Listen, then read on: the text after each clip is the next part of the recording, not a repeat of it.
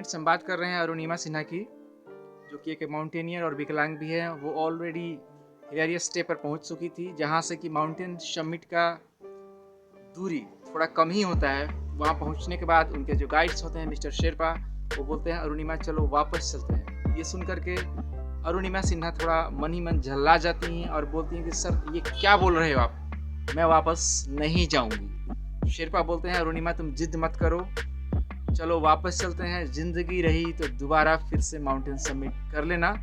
लेकिन अरुणिमा बोलती हैं कि नहीं, मैं वापस नहीं जाऊंगी। क्या मुझे दोबारा स्पॉन्सरशिप मिलेगा? क्या मुझ पर दोबारा कोई विश्वास करेगा? इसलिए वो वापस नहीं जाएंगी। उसके बाद उनके मन में एक बात याद आती है। पहले वैचेंद्री मैम और उनकी माँ उनको बता चुकी होती हैं कि अरुणिमा, जीवन में कभी ऐसा भी समय आएगा कि निर्णय लेना काफ़ी टफ हो जाएगा। अब समझना है कि मैं इसके बाद करूं तो क्या करूं, जब कुछ दिखाई ना दे तो उस समय निश्चित रूप से तुम जहां भी होना वहां पर रुक जाना और वहां से थोड़ा पीछे मुड़ करके देखना। तो ये एहसास होगा कि अभी तुम जिस मुकाम पे खड़ी हो वहां तक पहुंचने के लिए तुमने एक एक स्टेप आगे बढ़ा करके तुम पहुंचे हो। और उसके बाद बेशक अपना निर्णय खुद ही लेना और अपना एक स्टेप आगे बढ़ाना। कुछ देर के बाद टॉप ऑफ द वर्ल्ड पे होगी। और उस समय अरुणिमा के माइंड में सिर्फ एक ही बातें चल रही थी, मैम, माँ और माउंटेन्स उनके और उनके लक्ष्य दिख रहे थे, इसके अलावा कहीं कुछ नहीं। फिर उन्होंने शेरपा को कन्विंस करने का कोशिश किया। शेरपा जाने का नहीं तैयार होते हैं, वो नहीं मानते हैं। उसके बाद अरुणिमा सिन्हा अपनी एक पैर को आगे बढ़ाते हैं फिर से। मित्र, वो शेरपा इसलिए बोल रहे थे कि वहाँ पर ऑक्सीजन खत्म हो जाने के बाद वहाँ पर इंसान का डेथ हो जाता है। जैसा कि मैं अभी आपसे बात कर रहा हूँ, आप मेरे वीडियो को देखेंगे तो हम यहाँ ऑक्सीजन की उपलब्धता की वजह से हम इजीली बात कर सकते हैं या आप मुझे सुनेंगे। लेकिन हिमालय पर इस तरह से ऑक्सीजन होता ही नहीं है बिल्कुल वहाँ पर। तो वहाँ उनके साथ ये परेशानी थी, इसलिए शेरपा उन्हें ये बात वहाँ बार बार कह रहे थे। लेकिन न मानने के बाद फिर वो आगे बढ़ती हैं। उसके 1-1.5 घंटे के बाद ही वो टॉप ऑफ द वर्ल्ड पर पहुँचती हैं। वहाँ पहुँचने के बाद वो अपने साथ पहले से जो पूरे सामान लेकर गई थी, उसमें 4-5 पेयर डिस्पोजेबल बैटरीज, एक कैमरा, एक और एक्स्ट्रा कैमरा लेकर के गई थी, क्योंकि उन्हें लग रहा था कि हो सकता है कहीं एक ना काम करे तो दूसरा तो कम से कम काम करेगा।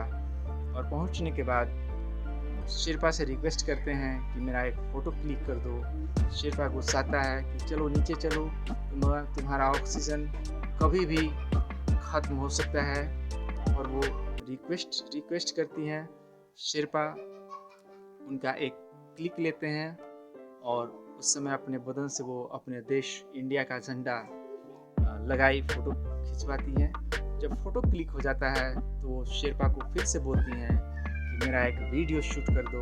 इस पर शेरपा काफ़ी गुस्सा आ जाते हैं और बोलते हैं ये लड़की पागल हो गई है और ये यहीं पे मरेगी।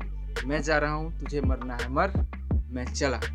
उसके बाद शेरपा को पहले ही बोल रखी थी अगर मैं वहाँ पहुँच जाऊँ तो मेरा एक वीडियो शूट कर दो आप, क्योंकि हो सकता है कि मैं वहाँ से वापस न जा पाऊँ। तो मेरे इस वीडियो को मेरे देश इंडिया किसी भी तरह से पहुँचा देना।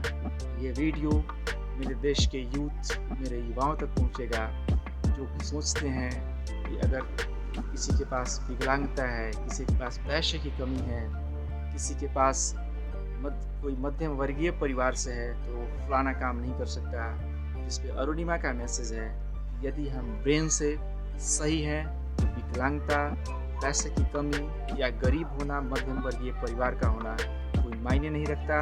हमें ब्रेन से सही रहना है, सही सोचना है, अपने लक्ष्य के प्रति समर्पित होना है।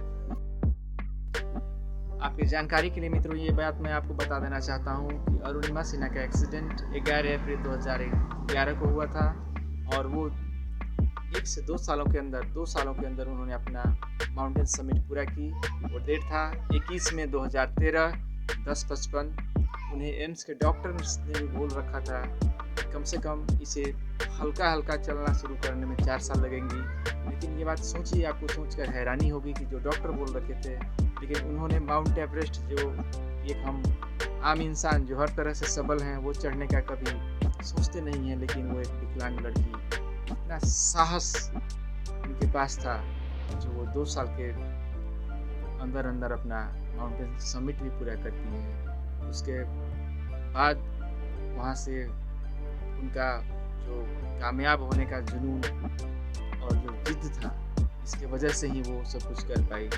सोते उठते बैठते उन्हें सिर्फ एवरेस्ट दिखाई देते थे। किसी को अपना लक्ष्य पाना है तो पागलपन अगर हमारे भीतर से जब तक न आ जाए तब तक नहीं होगा।